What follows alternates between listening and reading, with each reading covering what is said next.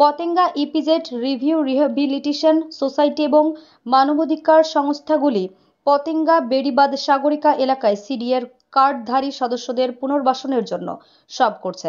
বিশেষ করে পুনর্বাসনের জন্য জমি বরাদ্দের দাবি জানাচ্ছে।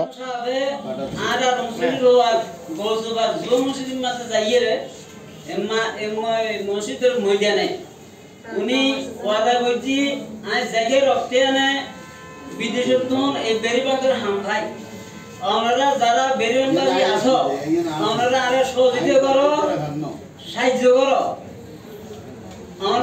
যে একদল সন্ত্রাসী দুর্বল পুনর্বাসন সদস্যদের কাছ থেকে টাকা আদায় করছে এবং যদি তারা কথা বলে তবে তাদের সহিংসতার হুমকি দিচ্ছে।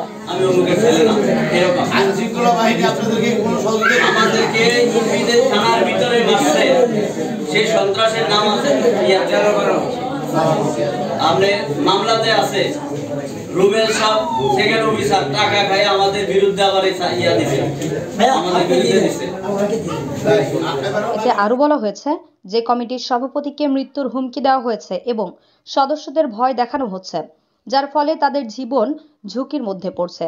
এই বাস্তুচ্যুত পরিবারগুলোর দুর্দশা এবং পুনর্বাসনের জন্য তাদের সংগ্রাম তুলে ধরার জন্য এই সংবাদ সম্মেলনের আয়োজন করা হয়েছে। ওই সাইনবোর্ডটা আপনারা মিডিয়া বাইরের মাধ্যমে সংঘবদ্ধ করে আপনারা এমন আমাদের জন্য পুনর্বাসন কিভাবে পাইতে পারি এইটা তুলে ধরবেন এবং আমাদের যে সাইনবোর্ডটা চলে গেছে আমরা কোর্ট থেকে নিতে পারি, এটুকু আপনাদের কাছে আমার। সাংবাদিক সম্মেলনে বক্তব্য রাখেন মানবাধিকার সংস্থার কেন্দ্রীয় পরিচালক মোহাম্মদ হাসান মুরাদ, নুরুল আলম মোল্লা, কেন্দ্রীয় কমিটি মানবাধিকার সদস্য আলী ফরাজি, উপদেষ্টা সচিব হুমায়ুন কবির, মানবাধিকার সদস্য শহীদুল ইসলাম, সাধারণ সম্পাদক 40 নং ওয়ার্ড মানবাধিকার সংস্থা, 40 নং ওয়ার্ডের সভাপতি একরাম।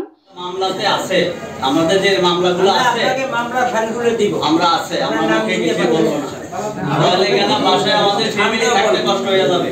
এর ভিতরে আমি যে ছোট দোকানটা করি, আমি একটা নেভি হাসপাতালে দোকান করি, আমার দোকানটা একবার ভাঙচুর করছে, তারপরও আমি অনেকের জানে রাখছি, বাকি বিচারটা দিয়ে ওই সাইনবোর্ডটা আপনারা মিডিয়া বাইরের মাধ্যমে সংঘবদ্ধ করে আপনারা এমন আমাদের জন্য পুনর্বাসন কিভাবে পাইতে পারি এইটা তুলে ধরবেন এবং আমাদের যে সাইনবোর্ডটা চলে গেছে আমরা কোর্ট থেকে নিতে পারি, এটুকু আপনাদের কাছে আমার আশা করতে